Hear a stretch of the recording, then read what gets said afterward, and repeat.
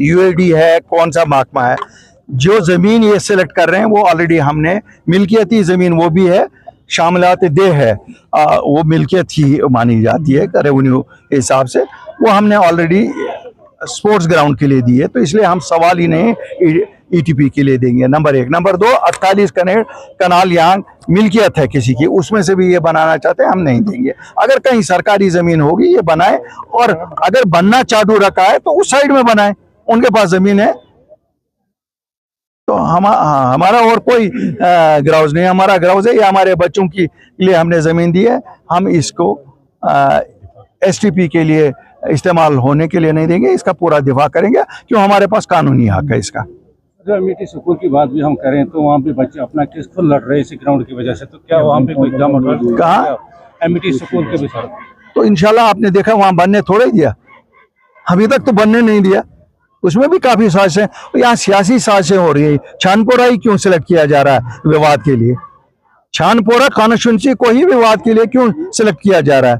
क्यों यहाँ के ही बच्चों को खेल कूद के मैदानों से फारिग किया जा रहा है? ये एक विवाद है, मुझे पता है, ये एक पॉलिटिकल कॉन्स्पायरेसी के तहत निशाना बनाया जा रहा है इसी कॉन्स्टिट्यूंसी के प्ले ग्राउंड्स को, ताकि हमारे बच्चे ड्रग्स की तरफ लगे, दूसरी चीज़ों की तरफ लगे। लेकिन छानपोरा के गयूर अवाम से मैं ये कहना चाहता हूँ कि हम किसी की साजिश भी नहीं कामयाब होने देंगे।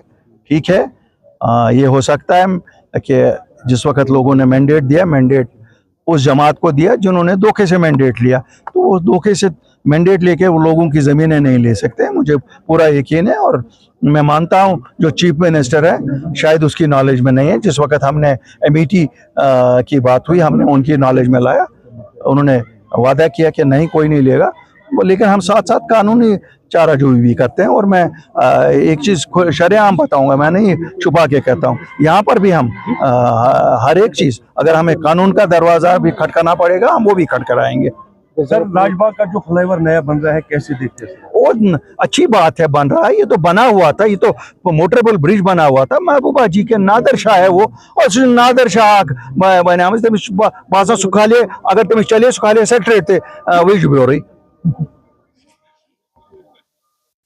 हाँ सुखाले वेज ब्यूरो सेक्रेटरी सुखाले सोरे के तुम ना दरपदर कर बट मालने वल सारी, तुम दुकानदार वन बिजनेस कुन, तुम करना पान चौक वल कन वल, तुम कनवान कर बंद, ये बच्चे वन क्या वन। सर, शराब पर काफी ज्यादा अभी सियासत हो रही है, उसमें अभी शराब पे पाबंदी लगनी चाहिए, बिल्कुल पाबंदी लगनी चाहिए।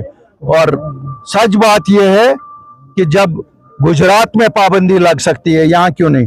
टूरिस्ट को आपने देना, परमिट दे दो, एयरपोर्ट पे बेचो, आप वहां बेचो, रेलवे स्टेशन पे बेचो टूरिस्ट के लिए, वो टूरिस्ट की टिकट पे उसको मिले, आप बस स्टैंड के पास उसको बेचो, लेकिन शराब पे पाबंदी लगनी चाहिए।